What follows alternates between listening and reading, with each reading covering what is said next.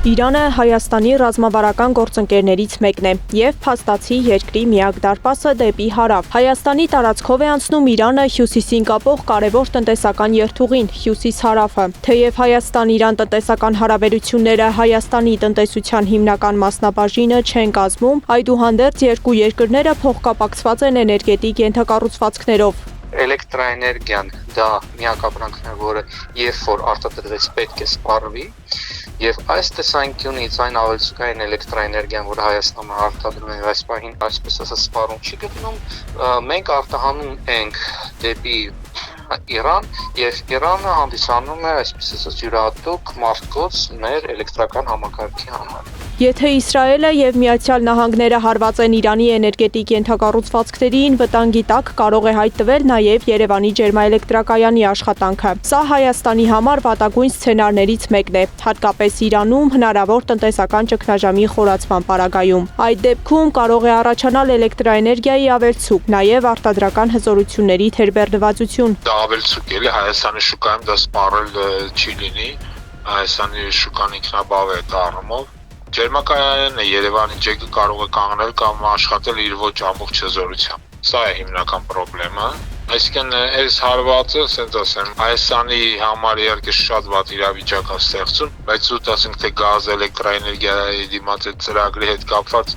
շատ հնարավոր է նաև որ այն կանգնի։ Մյուս կարևոր ուղղությունը առևտուրն է։ Հայաստանն ու Իրանը տարեկան ունեն գրեթե $1 միլիարդ առևտրաշրջանառություն, սակայն ներմուծումը մի քանի անգամ գերազանցում է արտահանմանը։ Հայաստանը Իրանից ներմուծում է շինանյութ, պարենամթերք, հիգիենայի պարագաներ եւ մի շարք սպառողական ապրանքներ։ Իրան արտահանվում են պղինձ, մոլիբդեն եւ մետաղական հանքանյութեր։ Վերջին շրջանում աճել էին նաեւ կենդանիների եւ սննդամթերքի արտահանման ծավալները։ Կենդանիները, ոչխարները եւ պանիները, սակայն քանի որ Ամերիկայի Միացյալ Նահանգները կիրառեց այդ տնտեսական հիբրիդային զենքը եւ արձրկեց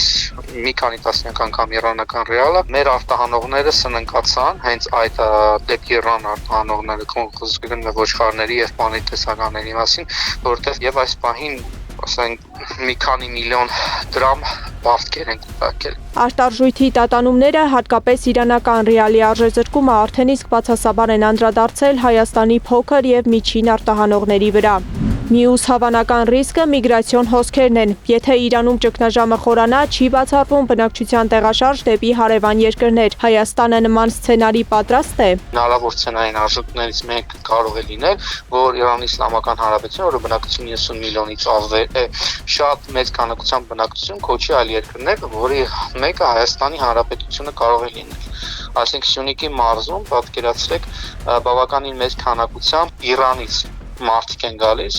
որոնք ասենք էթնիկական կազմվածքով որոշակի հարցեր կարող են առաջանալ, սա նույնպես տնտեսական խոցելիություն կարող է առաջացնել։ Թե երկարաժամկետ հեռանկարում ինչ տնտեսական հետևանքներ կարող է ունենալ ստեղծված վիճակը, փորձագետները դեռ դժվարանում են հստակ գնահատել։ Մինչև վերջին զարգացումները Հայաստանն ու Իրանը ծրագրում էին առևտրաշրջանառությունը հասցնել մինչև $3 միլիարդ, ստորագրելով համապարփակ ռազմավարական գործընկերության փաստաթուղթ։ Սակայն տարածաշրջանային լարվածությունն ու Իրանում խորացող ճգնաժամը այդ ծրագրերը դնում են անորոշության մեջ, ստիպելով վերանայել Հայաստանի տնտեսական հաշվարկները հարավային ուղղությամբ։ Սեդա Գյուրեղյան, Գեղամ Ղազարյան, ABC Media։